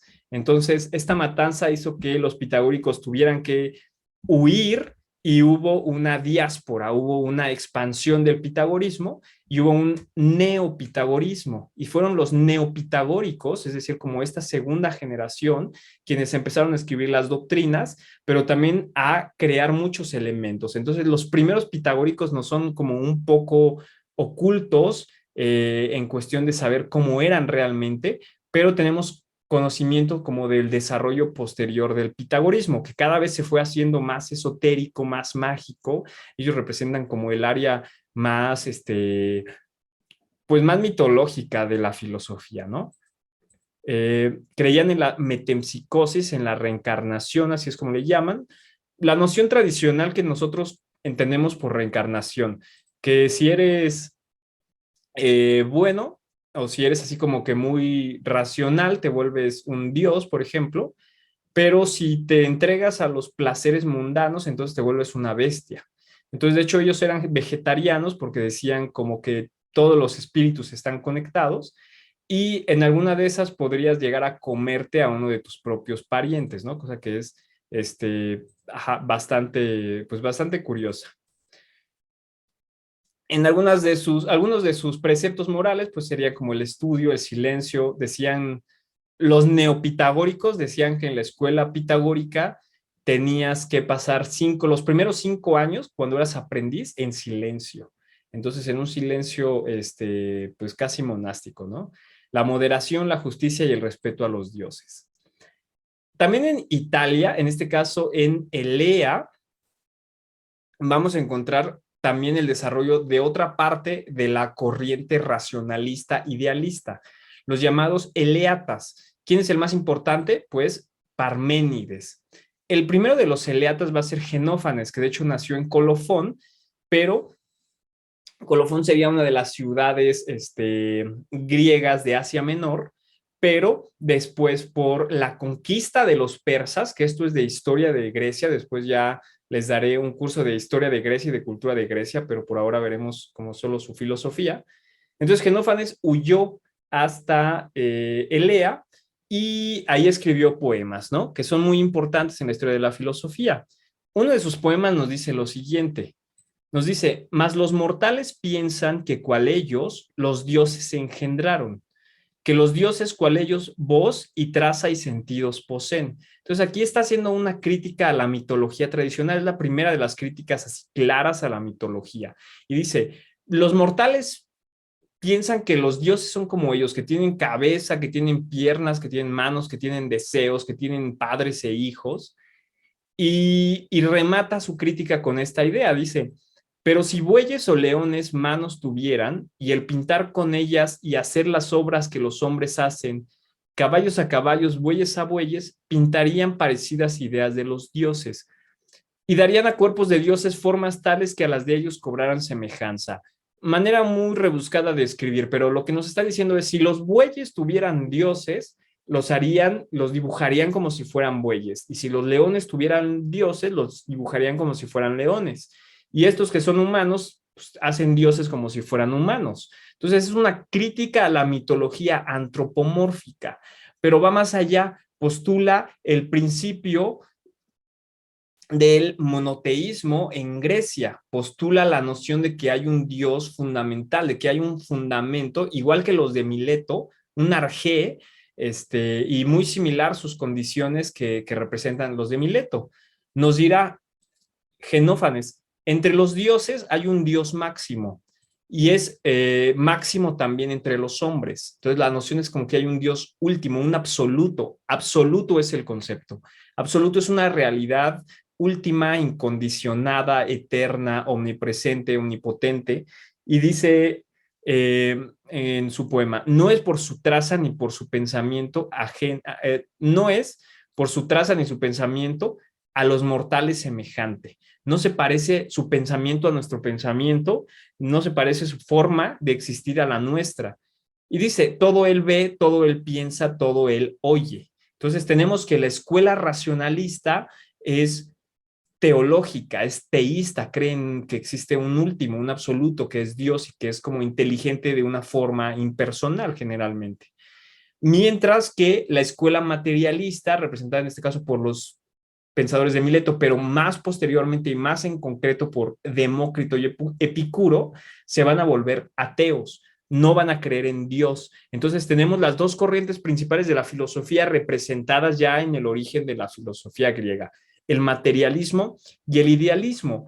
Hay condiciones superiores, hay corrientes superiores, pero las corrientes superiores no van a surgir hasta la modernidad. Aquí tenemos como una distinción, si no en estos primeros filósofos, sí en sus exponentes más claros. Por ejemplo, Platón como exponente de la escuela idealista nos hablará de este Dios omnipresente, omnipotente, que es total armonía, que es fundamento de la realidad, mientras que Epicuro, representante de la escuela materialista, nos dirá que si hay dioses, pues no intervienen, y si existen, están hechos de átomos, pero ya sus discípulos serán más bien ateos en verdad. Parménides será el representante más importante de la escuela eleata. Tiene un poema donde habla de unas yeguas, todavía es un tema religioso, que lo llevan con una diosa. Y esta diosa le da la verdad. Ya después podrán leer esto con más detalle, son partes de su poema. Lo que dice esta diosa es que le va a revelar un camino basado en el pensamiento. Y lo que nos dirá será lo siguiente. Pero ven, nos dice en su poema la diosa a Parménides, y te diré, y tú retengas palabras oídas, qué únicos caminos de busca son pensables. ¿Qué caminos se pueden llevar por el pensamiento? Nos dice el poema. Uno de estos caminos, que es y que no es posible que no sea. Aquí nos habla de el ser, Parménides, y lo que nos dice Parménides es, el ser es y no puede no ser. No puede pasar el ser al no ser, pues pasaría a la nada, y bueno, ¿qué sería esa nada? Ni tampoco puede pasar de la nada al ser. Si el ser existe, si el ser es, implica que es eterno. Entonces, es una cuestión como de lógica, parece como lógica, es lógica metafísica. Lo que dice Parménides es, el ser es y no puede no ser, el no ser no es y no puede llegar a ser. Por lo tanto, todo es ser. Pero ¿dónde está este ser? ¿O cómo es este ser? Lo que nos va a decir es que es un ser eterno, un ser perfecto, un ser inmortal. Y esto significa que el mundo a nuestro alrededor, donde la muerte existe aparentemente, es una especie de error de interpretación. Es como, se llega después a la conclusión de que el movimiento no existe, porque el movimiento implicaría pasar de algo que es a algo que no es. Y entonces implica que los sentidos nos engañan y se define que el pensamiento, la razón pura, es lo que nos enseña la verdad. Estos son antecedentes de un racionalismo más matizado que encontraremos, por ejemplo, en Platón, en Descartes, incluso hasta en Hegel. Y continúa. El otro camino que no es y que es necesario que no sea, el no ser. Digo, un sendero ignorante de todo, porque ni puedes conocer lo que no es, pues no es factible, ni puedes expresarlo. ¿Cómo expresas lo que no es? Solo podrías expresar, nos dice Parménides, lo que sí es. Estas son una serie de paradojas que van a iniciar la duda de qué es el pensamiento, qué es la razón y cómo funciona. ¿Para qué nos puede servir? Si realmente nos va a servir para acceder a la verdad y de qué manera nos va a servir para acceder a la verdad. Continúa Parménides, pues una misma cosa es la que puede ser pensada y la que puede ser. Entonces, si tú no puedes pensar que el no ser pase al ser, nos diría Parménides, pues es porque no es posible. Entonces, aquí estos son los fundamentos del idealismo, que puede ser bastante cuestionable, pero bueno, es como un progreso en el pensamiento humano. Y nos habla sobre este ser y dice, y además está inmóvil entre los cabos de grandes cadenas, sin principio ni cese, puesto que la generación y el perecer han sido arrojados muy lejos, ya que los rechazó la fe verdadera, la creencia verdadera. Entonces, Parménides también, como autor tan antiguo, está a medio camino entre lo racional y lo mitológico. Para Parménides, entonces, el ser es eterno. Habría un fundamento último de la realidad que es eterno. Él lo llama lo que es el ser. Este ser es indivisible, no se puede dividir, todas sus partes son homogéneas, es infinito, no tiene fin, es inmóvil, no puede moverse porque sería pasar a un no ser, a algo que no existe todavía o que no, sí, exacto, a un no ser, y solo vamos a acceder a través del pensamiento. Entonces, la escuela eleata y la escuela pitagórica son parte de esta corriente italiana que también se llama racionalista, que también se llama idealista y del que Platón posteriormente será un representante. Un discípulo de Parménides fue Zenón de Elea, que intenta demostrar con paradojas, es decir, con formulaciones lógicas, que el movimiento no existe. Aquí dice del conocimiento, debería decir del movimiento. Zenón dice el movimiento no existe y lo intenta demostrar de varias formas. Algunas formas son mejores, otras formas son peores. Hoy en día, pues, se consideran superadas estas paradojas. La paradoja de la flecha dice así, nos dice, una flecha para avanzar necesita recorrer un número infinito de espacios. Entonces, se va a tardar un tiempo infinito. Como tiene que pasar un número infinito de puntos en el espacio, nunca puede avanzar la flecha, pero nosotros vemos que la flecha se mueve. ¿Qué significa? Que el pensamiento puro nos indica que el movimiento no existe, los sentidos nos engañan, la verdad se accede a través del pensamiento puro, de la razón pura, y sobre eso es que hay que interpretar el mundo material y no al revés. La paradoja de Aquiles y la tortuga sería la más débil de las paradojas de Zenón. Tiene otras varias, pero estas son como algunas clásicas. Y la paradoja de Aquiles nos dice que si Aquiles persiguiera una tortuga, como en la primera línea, la de hasta arriba, entonces cuando Aquiles diera su segundo paso, la tortuga ya se habría movido del lugar. Y entonces Aquiles, cuando llegara donde está la tortuga ya se habría movido. Y lo mismo en una tercera situación y lo mismo en una cuarta situación. Obviamente, Aquiles sí alcanzaría a la tortuga, lo podemos comprobar empíricamente, pero el significado aquí sería como que se puede dividir el espacio en un número infinito de partes, y entonces esta infinitud como que atenta contra la posibilidad del conocimiento, se llega a una contradicción entre lo que vemos y lo que pensamos, y entonces nos dirían los eleatas, hay que guiarnos por el puro pensamiento, hay que interpretar el mundo como un subfenómeno de una realidad última, eterna, inmóvil. Heráclito representará una posición intermedia, también así como entre el materialismo y el idealismo, es decir, entre esta noción de que el mundo es pura materia ciega o el mundo es un orden armonioso. Para Heráclito, el mundo es una especie de guerra donde los dioses puede que existan, pero existe algo superior, algo parecido al destino. Heráclito está también aquí en Asia Menor. Y bueno, de Heráclito quedan algunos fragmentos. Heráclito va a ser conocido como un gran filósofo de la etapa arcaica, va a inspirar a muchísimos autores. De hecho, va a haber toda una corriente de seguidores de Heráclito. El propio Platón estudió con uno de ellos y tomar algo de su pensamiento. Entonces, algunas sentencias que quedaron de Heráclito, porque su libro principal se perdió con el tiempo, solo nos quedan fragmentos. Entonces, algunos de sus fragmentos dicen, por ejemplo, sabio es quienes oyen no a mí, sino a la razón, y coincidan en que todo es uno. Entonces, el concepto principal de Heráclito es el logos, la razón. La razón o logos va a ser como un fundamento último de la realidad que, por un lado, genera contrarios, los cuales entran en conflicto, y es el conflicto lo que genera la belleza del mundo.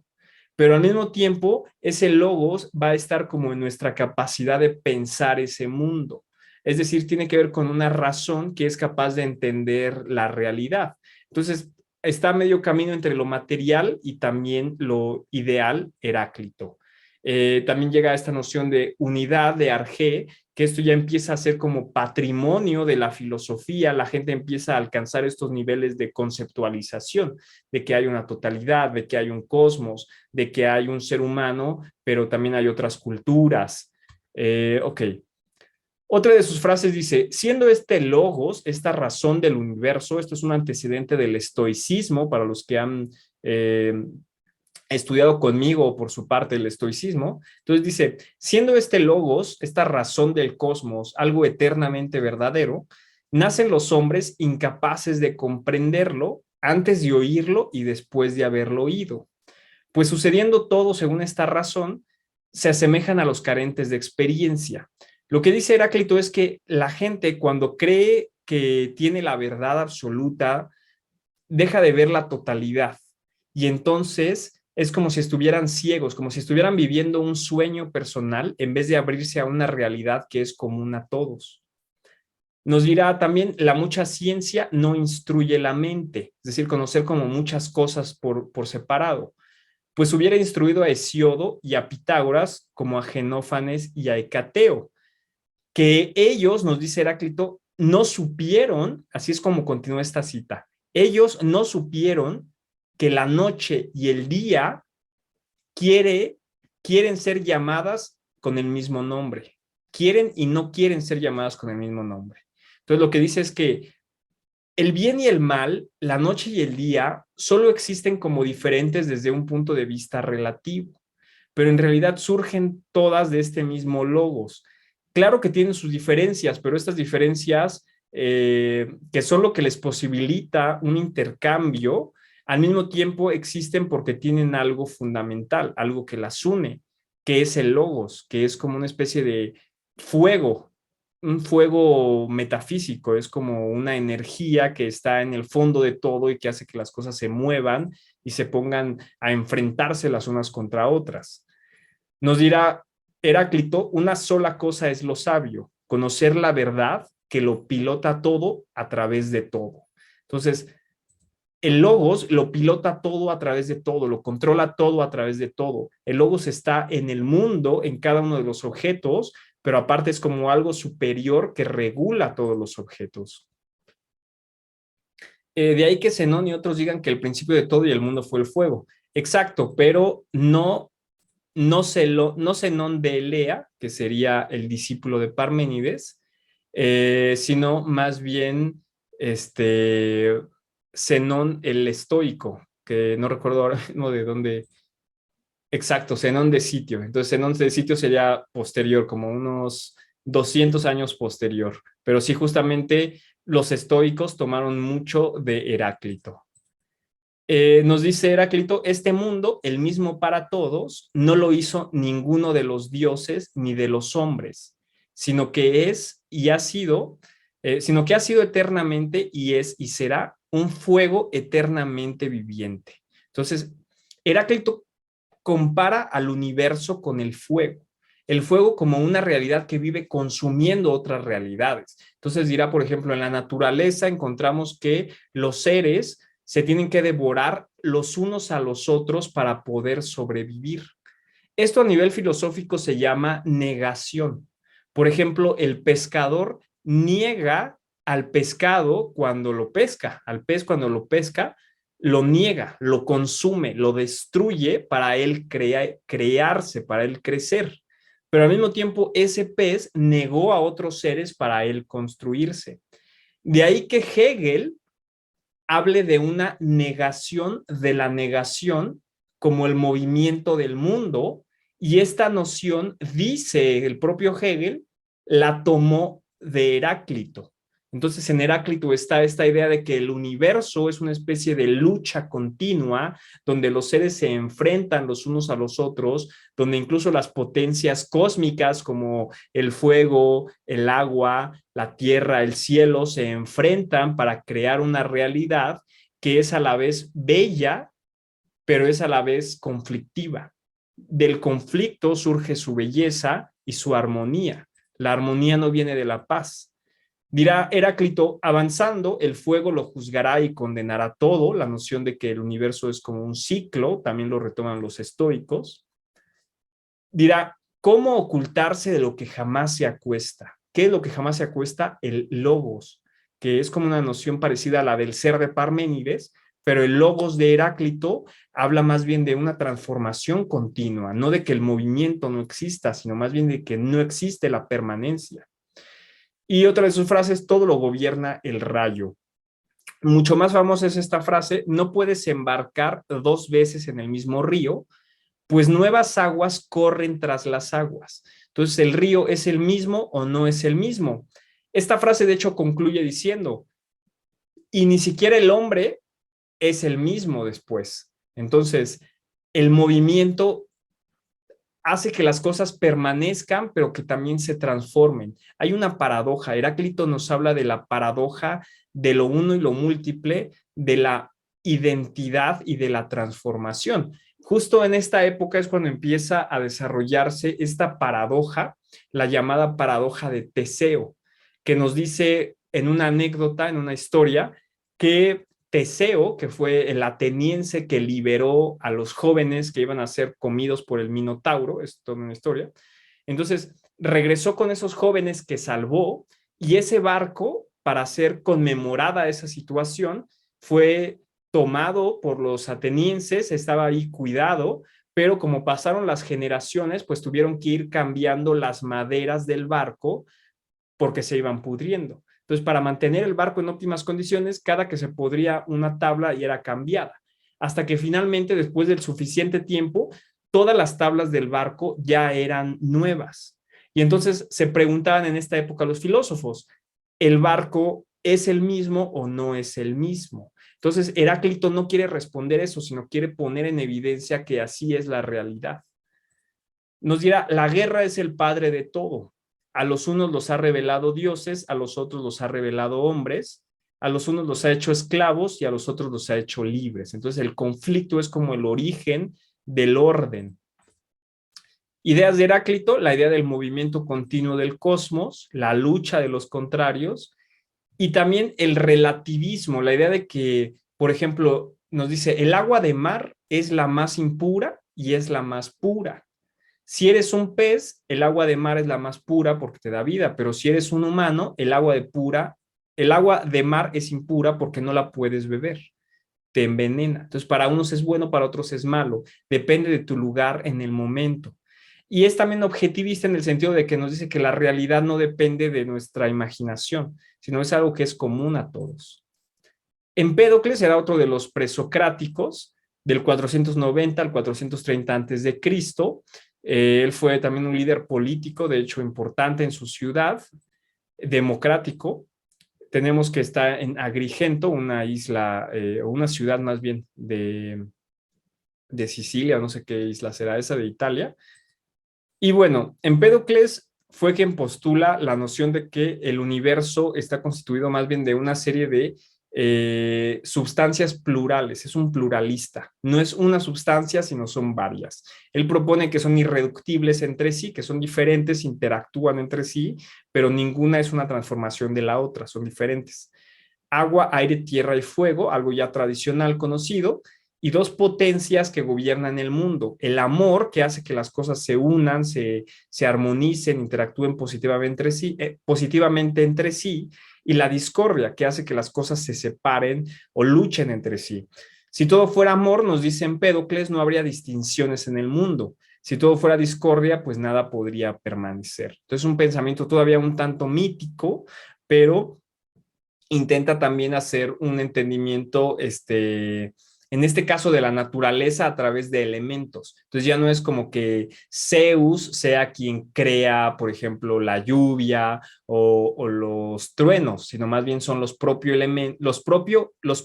elementos ciegos quienes en su interacción van generando los fenómenos naturales. Anaxágoras será un filósofo posterior, también así como dentro de la escuela materialista. Si solo hubiera lodo, aún hubiera lodo bonito y lodo feo. Entiendo.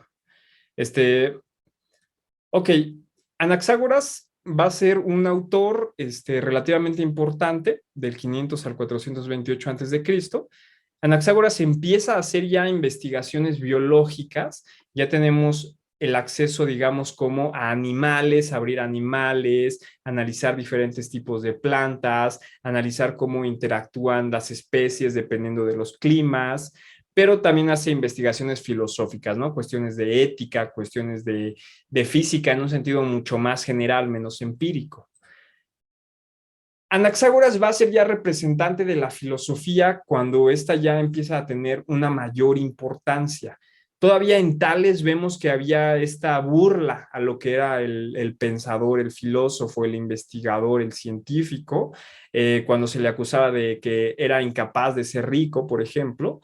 Pero ya posteriormente encontramos que la figura del filósofo como alguien que es capaz de investigar el mundo de manera seria, de dar ideas sobre el comportamiento con un suficiente valor, del mismo valor que los mitos, entonces empiezan a tener reputación, empiezan a tener presencia social los filósofos. El filósofo en la antigua Grecia no es simplemente una persona que está investigando en su habitación. El filósofo es más bien como un miembro activo de la sociedad que guía a la sociedad, que la enseña cómo está constituido el mundo y cómo está o cómo debe constituirse la moral. De cierta forma viene a representar una superación o una confrontación con el papel tradicional del poeta, de aquel que crea mitos y de aquel que replica mitos. Entonces, Anaxágoras va a ser maestro, por ejemplo, de Pericles, el gran estadista griego, ateniense, de hecho, el siglo de Pericles se llama así por él, de Protágoras, un sofista, de Tucídides, un historiador, de hecho, un historiador científico griego, científico, pues, en una gran medida, porque ya no atribuye la historia a causas divinas. Eurípides, uno de los trágicos, pero uno de los trágicos que empieza a hacer cuestionamientos sobre los dioses, o incluso se le atribuye que fue maestro de Demócrito, que va a ser un escéptico y un atomista, ¿no? Escéptico de la religión. Entonces, de quien más se sabe que sí fue maestro fue justamente de Pericles, el estadista griego, y Anaxágoras tuvo que huir de Atenas por afirmar que el sol y que la luna eran piedras, que la luna reflejaba la luz del sol, y esto porque tenemos en esta época todavía demasiado presente el pensamiento religioso. En la antigua Grecia, de hecho en la antigüedad humana, todos los poderes estatales, todo gobierno, toda comunidad está orientada y asociada con divinidades. Entonces, el cuestionar en este caso divinidades tradicionales como el sol y la luna, pues fue algo que no aceptó la sociedad, al menos una parte de la sociedad. Vemos que la élite sí aceptaba estas ideas, pero la mayoría de la sociedad lo vio como algo que fuera peligroso. De hecho, el propio Sócrates va a ser perseguido también en parte por impiedad, por dudar de los dioses de la ciudad. Que en el caso de Anaxágoras puede que sea real, pero en el caso de Sócrates, pues no, Sócrates de hecho sí creía en los dioses de la ciudad. Bueno, Anaxágoras nació ya en Clasómene, pero pues vivió en Atenas. Y algunas de sus ideas nos dice, el universo está compuesto por semillas, podríamos decir, como un antecedente de los átomos. No, no hace un hincapié en esto, creo que retoma la distinción de Empédocles entre agua, aire, tierra y fuego, y lo que dice es que de esto está constituido todo el universo, y las homeomerías son en realidad una teoría del conocimiento. Lo que nos dice es, nosotros podemos percibir el fuego porque tenemos fuego en nuestro sistema físico. Entonces, como que son semejantes el fuego de afuera y el fuego de adentro y por eso podemos percibirlo. Y como estamos hechos de estos mismos elementos que la realidad externa, es a través de esta identidad que podemos tener contacto con el mundo y conocerlo. Y dirá que más allá de los elementos materiales, hay una inteligencia que llama nous, que gobernará estos elementos. Entonces, Anaxágoras es leído por Sócrates. Sócrates, al menos en los diálogos de Platón, nos habla de sus lecturas y nos habla de cómo leía, y sí que leyó a filósofos. A pesar de que él no escribió, Sócrates no escribió, sí que leyó a los filósofos de su época y de los anteriores, y a los poetas también, y se sabía de memoria a Homero y a los trágicos. En este caso, el propio Sócrates criticará a Anaxágoras porque no llevó al extremo su principio de que la inteligencia gobierna el mundo. Nos dice Anaxágoras que el universo está regido por la inteligencia. Y dice Sócrates, yo acepté eso, me gustó y por eso lo empecé a leer, pero después dice que Anaxágoras solo se dedicaba a señalar los elementos en los fenómenos de la naturaleza. Por ejemplo, decía, pues es que es la interacción del agua y el fuego lo que puede causar los rayos. Entonces, lo que dice Sócrates es que esto no es decir que la inteligencia gobierne el mundo, porque en ese caso habría que decir cuál es la causa final, el para qué de que así funcionen las cosas. Según Sócrates, si la inteligencia gobierna el mundo, significa que todo está hecho para algo, por una función, porque hay un diseñador que diseñó las cosas en base a una utilidad, en base a que fueran lo mejor, considerando el universo como un sistema. Esto no lo encontramos todavía en Anaxágoras, pero sí que está su noción de que es una inteligencia la que rige el universo, y entonces será Sócrates, será Platón quienes llevarán al extremo esta noción que, bueno, es relevante. Diógenes de Apolonia será su discípulo, y lo que nos dirá Diógenes de Apolonia es que este nous está compuesto, nos dice, todas las cosas deben ser modificaciones de una sustancia básica, la noción del arjé.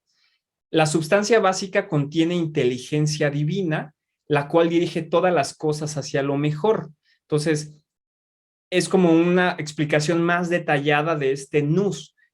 Va a ser discípulo Diógenes de Anaxágoras. Entonces, esta sustancia divina sería inteligente, sería una sustancia que está omnipresente, como hemos visto en los anteriores filósofos, pero de una forma física se hace la explicación. Lo que dice es que nos dice, la inteligencia y la vida se deben al aire, que es la forma más básica de la materia. Entonces, esta es una concepción más arcaica que la que surgirá después, que nos hablará del éter.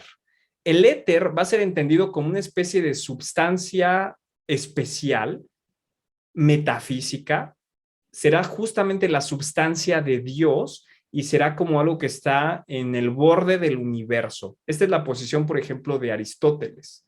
Entonces, aquí tenemos algo similar, solo que en vez de hablar de éter, habla de aire, pero sería una noción idéntica. Es como una sustancia metafísica divina, pero al mismo tiempo en estos autores es física.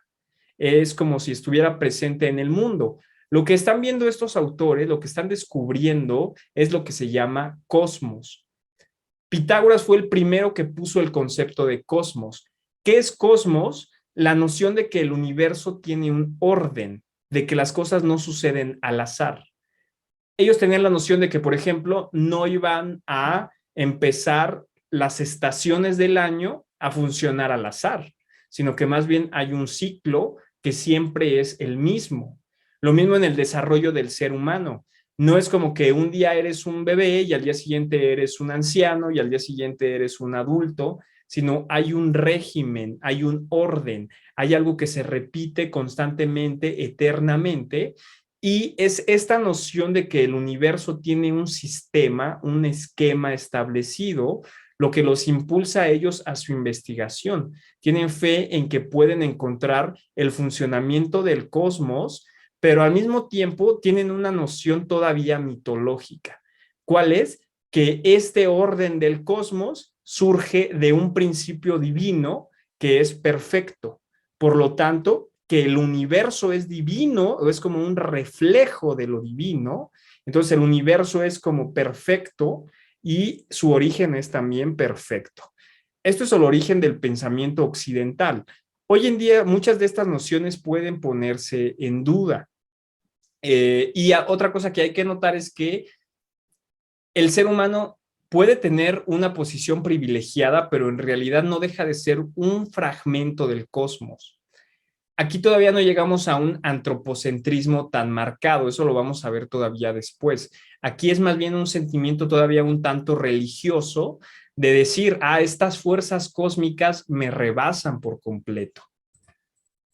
Y bueno, finalmente, como el último representante de los filósofos físicos, también llamados presocráticos, pero en este caso Demócrito ya sería contemporáneo de Sócrates, pero representa como el punto culmen de esta primera tradición filosófica, sería Demócrito de Abdera. 460 al 370 antes de Cristo, ya es muy posterior a, por ejemplo, Homero, que está en el año 800 aproximadamente antes de Cristo. Y bueno, tenemos aquí a Demócrito, Abdera, es como una zona intermedia entre la Grecia continental y Jonia. Demócrito nos va a decir que el mundo está compuesto de átomos y vacío. Es el punto culmen del materialismo. Demócrito y Epicuro representan el punto culmen del materialismo. La noción de que la materia tiene características de divinidad, pero no tiene conciencia. Entonces la materia es eterna, la materia tiene movimiento intrínseco, pero no tiene una conciencia como tal, es simple y burda materia. Entonces, Demócrito llega a la conclusión de que el mundo está compuesto de átomos, pequeños corpúsculos de materia indivisibles, es lo que quiere decir átomos, y vacío. Y estos átomos se relacionan entre sí, pero regidos por leyes específicas. Es una noción muy moderna. Y esto significa que la libertad no existe, porque también nuestro espíritu, nuestra mente estaría compuesta de átomos y también estarían regidos por una ley, aunque nosotros no conozcamos esta ley, no hay una libertad como tal. Y bueno, desarrolló Demócrito una temprana teoría de la selección natural para explicar fenómenos físicos y sociales.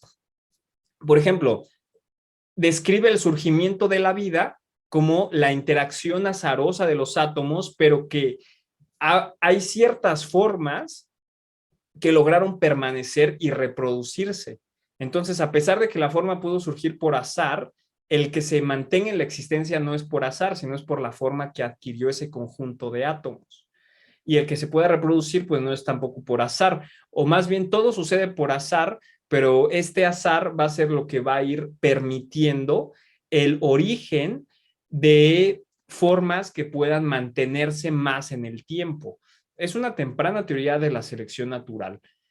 Y también explica así el desarrollo de las sociedades. Piensa que los seres humanos al principio vivían en un estado de salvajismo, pero a través de sus múltiples experiencias logran darse cuenta que organizarse les funciona más, es más simple su vida. Entonces, como logran eso, se van desarrollando las sociedades, pero en cada sociedad las formas de organizarse variaron a través de la historia. Entonces, un convencionalismo ético o político quiere decir que las leyes surgen por conveniencia, porque se pusieron de acuerdo las personas de ese lugar, no porque haya una ley eterna que diga esto es bueno y esto es malo. Entonces encontramos aquí ya un pensamiento crítico bastante desarrollado. Obviamente Demócrito va a ser un gran crítico de las religiones, porque él explica el mundo a través de los átomos, a través de la materia, no a través de los dioses. Y bueno, aquí tenemos algún par de frases, también reflexionó sobre ética Demócrito. Por ejemplo, nos dice, es sabio el que no se aflige por lo que no tiene y se complace en lo que tiene. Se le considera un moralista a Demócrito, busquen sus fragmentos. Y otro de sus fragmentos nos dice, hay que reconocer que la vida humana es frágil, que dura poco y que constantemente se ve sacudida por los golpes y las dificultades del destino. Por lo tanto, no debe preocuparse uno por poseer más que moderadamente y medir las miserias según lo que es necesario. Entonces es como una cuestión de moderación, una cuestión de fortaleza, algunas ideas que posteriormente serán retomadas por los cínicos, por ejemplo. Entonces, bueno, esto sería todo por ahora en la cuestión de el origen de la filosofía griega. Eh, Son los filósofos físicos, buscaron el arjé, le dieron características divinas, hicieron un esfuerzo por superar la mitología y por abocarse a los poderes de comprensión del propio ser humano, pero siempre se consideraron como en dependencia de este poder último que para algunos, los idealistas, va a ser un poder inteligente, un poder racional, mientras que para los otros, para los materialistas, va a ser un poder ciego, un poder azaroso.